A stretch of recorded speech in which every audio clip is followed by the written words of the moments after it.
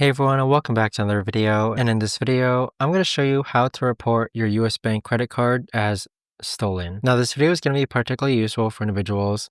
Let's say that you have a US Bank credit card, but it might have gotten stolen.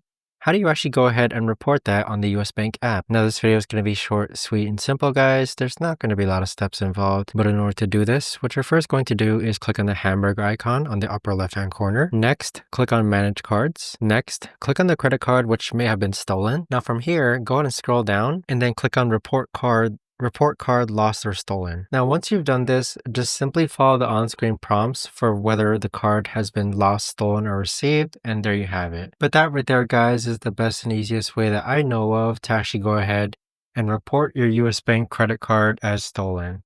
If you guys know of a better or easier way to actually do this, let me know in the comments down below. I would love to know. Thanks so much for watching, everyone, and I'll see you guys all in the next video.